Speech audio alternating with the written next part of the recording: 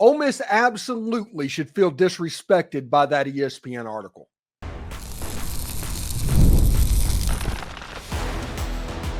You are Locked On Ole Miss, your daily podcast on the Ole Miss Rebels. Part of the Locked On Podcast Network, your team every day. Welcome to the Locked On Ole Miss podcast, the most watched Ole Miss podcast around. I am your host, Steven Willis, a 10-year veteran member of the national media with Yahoo Sports and a former Ole Miss staff member. Today's show, we talk about why Ole Miss and Lane Kiffin, they should feel disrespected by ESPN in their 100 Days to Kickoff article. The only mentions of Ole Miss, a joke about Juice Kiffin, and the fact that Ole Miss could lose to Tulane. Not a single word about one of the most explosive offenses in the country, the most stacked offensive roster that Lane Kiffin has ever had in Oxford, Mississippi, or a team that's even been in the national conversation for 3 straight years in an era where every big name team is breaking in a new quarterback. The Blue Bloods still get the benefit of the doubt, while little Ole Miss is still pushed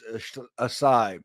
It's unfair, but maybe it's exactly what this team needs: fuel. Remember, we're free and available on all the podcast apps and on YouTube. Thank you for making Locked On Ole Miss your first listen every day. And a special hello to the insiders and everydayers who make the show what it is. And don't forget to check out a second listen on the network. Chris Gordy at Locked On SEC or Corey Burton at Locked On Vandy offer even more perspectives on college football, the SEC, and yes, all things Ole Miss whenever the time presents itself.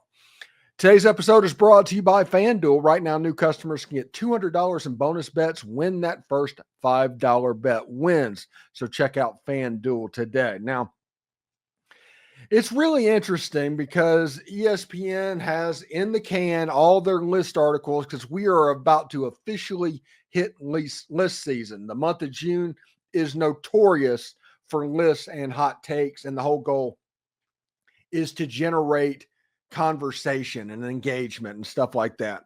So a lot of this stuff, like Ole Miss being left out, is done on purpose. But this feels malicious, like they went out on a limb last year to talk about how Ole Miss was in position to make a run into the college football playoff. Ole Miss actually choked a little bit, did not make the playoff, and now ESPN is in full punishment mode for making them look less than a genius. That's the way that works. And what we have is a whole bunch of people that do not know ball. They just don't. They don't understand a zone play from an outside trap. You know, it is a situation to where they try to sound more important than they are. And because of that, they can get in a little bit of trouble from time to time. And this year is a perfect example of that. When you look at the 2 articles that ESPN recently released, there was the 100 Days to Kickoff to Week 0 and the top storylines, games, and predictions of the 2005 season. They also ranked all the quarterbacks in college football and put them into tiers. We'll talk about that a little bit as well. But Ole Miss was just a punchline in this article. That's all Ole Miss was. They served to be the little old Ole Miss thing that the national media has done for 50 years to Ole Miss. They're trying to get Ole Miss back into that place. And let's not forget, Ole Miss is a team that has won 10 games 3 out of the last 4 years. And that other year, that 4th year, they were 8-0 going into the Alabama game or the LSU game and had a little bit of a slip up to where they only won 8. And they had the first-time quarterback at Jackson Dart. But historically, under Lane Kiffin at Ole Miss has rebounded quite well year to year. Now, here's the joke piece that they talked about. 10 wild predictions for the season. Juice Kiffin is going to score a touchdown for Ole Miss. Okay, we need one wild prediction that is so wild they have to make a movie about it. Though this one could infringe on Air Bud. Yes, I'm being serious. This is a real thing that they printed. But if the tush push is legal for short yardage dominance, which is the first play in the history of college football, speaking of not knowing ball, a quarterback sneak is literally the oldest football play. There's no better combination of a dog with skills and a coach willing to think outside the box than Juice and Lane Kiffin. Well, why not throw us all a bone and give us a whirl? And honestly, it's been 6 years since something dog-related has happened to completely upend the Egg Bowl. We're overdue. It's a situation that honestly ESPN should be embarrassed about. That is making Ole Miss a punchline. That's what ESPN is doing. And I get it. It was like, oh, you have no sense of humor. Well, you don't really know ball. Whenever you put the tush push reference in there and trying to outlaw the oldest play in the history of football, you show that you don't know what you're talking about. And your ability to put Ole Miss in this little box is a problem. It's a real problem, to where if Ole Miss wins 9-10 games, it looks like they overachieved. They can never get over the hump. They don't get the benefit of the doubt that you give other places. Let me explain that. When you look at Ari Wasserman's playoff prediction, like I said, this is kind of entering list season. He predicted Texas to win the national championship, even though they go to Ohio State, to Georgia, to Florida. They have a difficult road in front of them with a new quarterback and a completely new offensive line. Do they have a couple of decent wide receivers? Yes. Is their defense going to be good? Yes. Are they going to take a step back? Potentially. Texas is severely on 8-4 watch, but what you see is people trying to figure out what's going on, and they give blue bloods the benefit of the doubt because of how they have a reputation of having a bunch of money. They have a Manning that's going to be at quarterback, even though he looked okay, but not great a year ago. And in a similar situation to Austin Simmons, Arch Manning struggled, legitimately struggled playing at home against the Georgia Bulldogs defense, in Austin Simmons coming in and leading the Rebels down the field for a touchdown in a game that Ole Miss ultimately blew the Georgia Bulldogs out. It's the benefit of the doubt that the national media gives these blue blood programs. It's the benefit of the doubt that they're going to figure things out while Ole Miss is going to take a step back because they have Austin Simmons as a quarterback as opposed to an Arch Manning. Because the name recognition isn't there. The thing that you need to realize on all of these media members, all of these so-called ball knowers, is that they don't have time to stay up on everything. And in the era of transfer portal and NIL, they just can't do it. And because of that, their takes get more and more wild over the course of this. And they need to stick to Notre Dame always being good, to Texas being good, Michigan, Ohio State, USC, all of the brands, Alabama being good, because they need that to happen for the ease of them knowing what's going on, because their lives are so hectic and busy to begin with. They can't keep up with everything. So they make asinine articles and takes like this. They try to be funny. They try to look like they know what they're talking about, but they talk about all the time for 3 years, Drew Allers has been a Heisman Trophy candidate, simply because he's 6'5", 240 pounds, and has a cannon for an arm. But every single time that he plays a good team, he does not show up. Eventually, you have to take that into account, and they never do that because they are not ball knowers. ESPN disrespected Ole Miss by doing the little Ole Miss thing, the Ole Miss back to the pack thing. And all of the turnover that's happening in college football, they ignored that, but looked at Ole Miss. The question becomes, in this college football season, who is going to be better than Ole Miss? If you want to play the quarterback game, Garrett Nussmeier's out there, LSU, but LSU has to go to Oxford. And Lane Kiffin does pretty well against LSU and Oxford. They beat the Heisman Trophy candidate 2 years ago. Texas, new quarterback. Alabama, new quarterback. Georgia, new quarterback. Ohio State, new quarterback. Michigan, new quarterback. USC, new quarterback. You get the idea. The point is, you don't know. There's so much chaos that is going to happen in college football this year, you can't tell. So whenever you have articles like this and you're doing stuff like this, it's going to be problematic. Now, the other thing, the last thing I want to talk about, they did the tiers, ESPN did, of the quarterback rooms of each college football team. Austin Simmons and Ole Miss was in tier 5, somewhere in the 50s or 60s nationally. They do not think very highly of Austin Simmons. They do not think very highly of the Ole Miss quarterback room and Ole Miss in general. And this should be fuel to Lane Kiffin and the Ole Miss Rebels to take Ole Miss to the next level and do the thing that they came here to do. Because Ole Miss fans should know that while this team is inexperienced, it is extremely talented. And it is one of the most talented squads that Ole Miss has ever had. Now, it's not as talented as last year's team, but last year's team was 12-0 good, and they ended up going 9-3. Wasn't the talent's problem that they went 9-3. This team can make it to 10-2. This team can win 10 games, just like 3 out of the last 4 teams have done. So we'll see exactly how it goes. Ole Miss might have the best group of pass catchers of the Lane Kiffin era. Seriously about that. But it might not look exactly how you expect. We break that all down next. Stick around. The NBA playoffs are in full swing, and every night delivers highlight-worthy performance, major momentum shifts, and can't-miss moments. Whether the game-winning shot is out there or a breakout player, there's never been a better time to get in on the action, and FanDuel makes it easy to stay in the game before tip-off and live.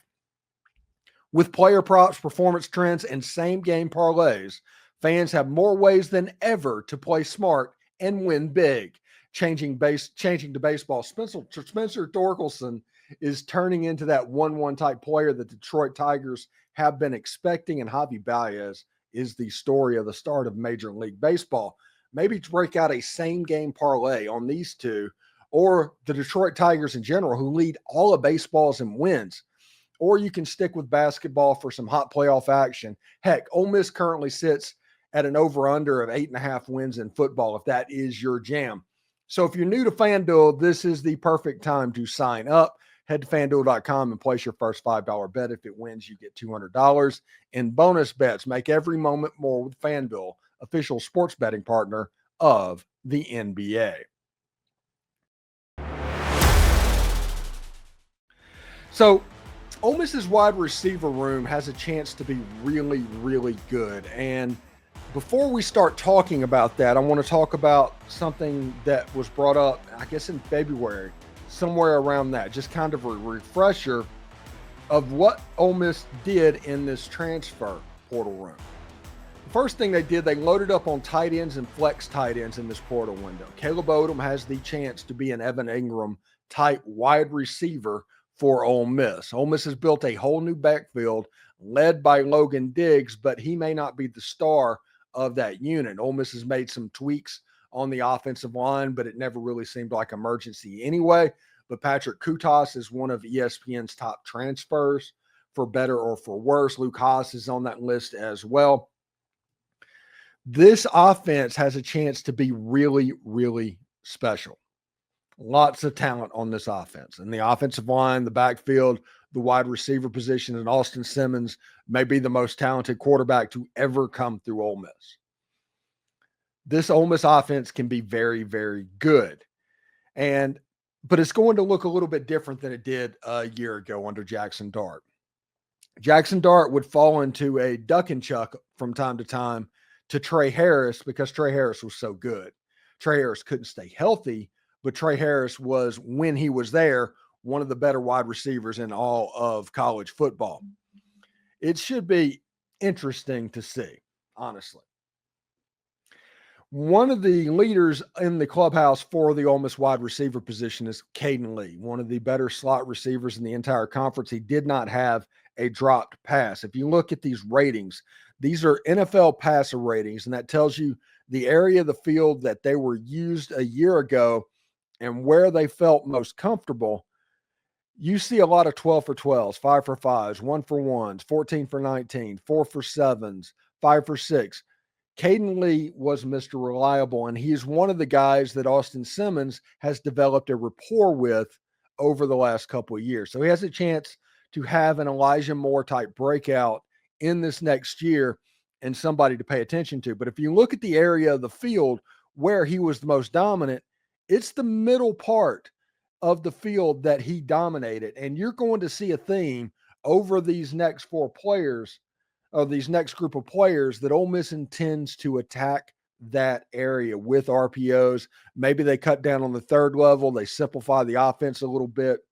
and they use the matchup problems that they have. Daquan Wright really showed out in the Gator Bowl. Absolutely showed out in the Gator Bowl, and he played pretty dang well, honestly. And whenever you look at what he did over the course of the season, outside and left, that was mainly the Gator Bowl, had 149 passer rating. These are deep passes to a tight end, by the way. Had 141 passer rating deep center. He's somebody that in the middle of the field was 109.4, 102.8. He was really good on the right side as well with a 95.8 and a 139.6. Daquan Wright was an NFL tight end, and he was the major reason by the end of the year that Caden Prieskorn saw his number of reps go down.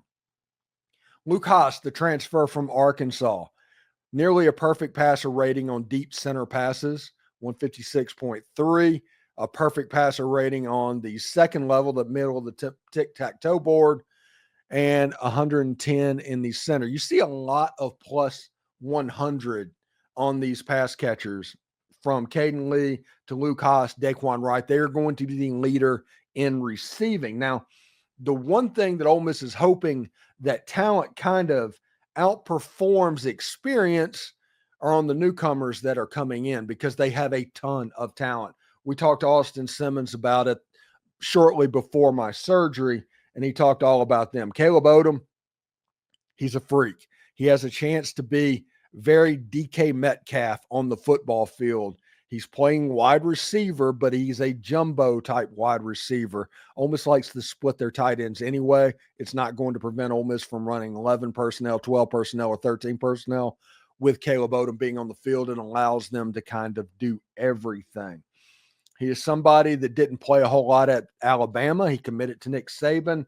Kalen DeBoer came in, didn't fit with what they wanted to do. Caleb Odom ended up going to Ole Miss, probably where he wanted to go to begin with. Now, we talk about Harrison Wallace. We talk about all the time how bad of a quarterback Drew Aller is. And this is just kind of a description of exactly what it is. His deep ball, not good. 1 for 4 out left, 1 for 5 in the center, 84 in the NFL, 47 in the NFL as far as passer rating goes. 1 of 8 mid-level to the left. In the middle of the field where Drew Aller is comfortable, 11 for 14, 253 yards, 2 touchdowns, perfect NFL passer rating over the course of the season. 7-9 where Drew Aller is comfortable throwing the football, 7-9, 114 yards.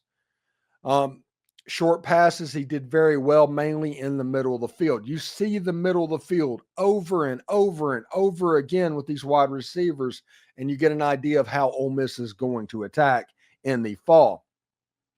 Deshaun Stribling playing for a team at Oklahoma State that was quarterback challenged. That is important to remember. Not as more so than Penn State was with Drew Aller. At least Drew Aller is good in certain things, but Oklahoma State was not good. Deep balls outside and left, 1 of 11, 2.5 NFL passer rating, 2 for 6. The quarterback could not get them the ball. So the intermediate stuff and the short stuff where the quarterback could make the pass, talking about what Alan Bowman could do, it was actually pretty good. Perfect NFL passer rating, mid-left. 99.6 passer ratings, mid-center, that middle of the tic-tac-toe board on the right side. Didn't do that particularly well, 67 NFL passer rating. To the left, 4 or 5 in the short, 102, 97, 85. That was with a very bad quarterback room for Oklahoma State. Ole Miss is likely going to attack the middle of the field because that is where these players' strengths seem to be. Now, we talked about Harrison Wallace with Austin Simmons, and he talked about how fast he was. It was like noticeably fast. Trayvon Ray, other players that Ole Miss has in the wide receiver room. Winston Watkins, who has a chance to be a really good player, but he's going to be stuck behind Caden Lee in the course of this football season. Winston Watkins is a dude. Caleb Cunningham, who is due in at any moment. He might be there already, as far as I know. He is somebody that is likely going to make a appearance for Ole Miss football. So when you look at players like Caleb Odom and Caleb Cunningham, 2 5-stars, by the way, those are guys that are going to come on the scene. You have the Deshaun Striblings, the Harrison Wallace, who is the old hat that is patrolling around the wide receiver room and as well. And then you got the old standbys of Daquan Wright and Caden Lee, who leadership-wise kind of has to step up and be the dude. Ole Miss has an interesting situation in their wide receiver room. More talent than they ever had. And that's including like everybody. Whenever Trayvon Ray, the transfer from West Virginia, nobody even talks about him because of how much talent that's in that room. Ole Miss fans should not know at this point how this room is going to shape out. Because with Caleb Cunningham, with Winston Watkins, Deshaun Stribling, Harrison Wallace, Caden Lee, Winston Watkins, I think I said that already, with the tight ends that they have, we're not even exactly sure how the offense is going to look going into this fall. Lane Kiffin likes to tinker. We saw 2022 compared to what 2024 was. What is this offense going to look like with Austin Simmons? It should be very interesting. This is a very talented room, but Ole Miss fans need to hope that talent outweighs experience when it comes to this unit. They have a chance to be very, very good, by the way. In our final segment, Ole Miss punched their ticket to the Super Regionals in a win in Tempe, Arizona against the Arizona Wildcats, earning them a trip to Fayetteville with a trip to Oklahoma City on the line. We'll break that all down next.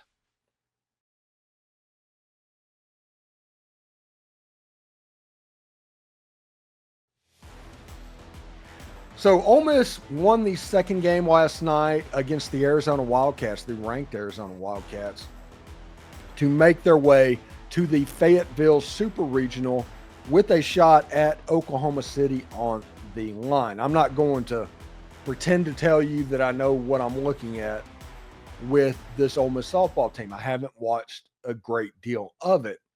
But as a general Ole Miss fan, whenever games like the Ole Miss Arizona game happen, you kind of lock in and you see what's happening because you want Ole Miss to succeed. Much like everybody out there. And this Ole Miss softball team is pretty scrappy. Like I said, I don't pretend to know the intricacies of the game and what's going on, but I know playing hard when I see playing hard. And this is an Ole Miss softball team that plays pretty hard. They've got some long ball capability. They hit home runs.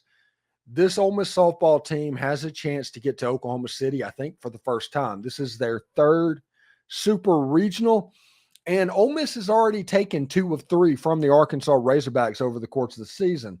They played in Oxford. Their first game, they run-ruled them.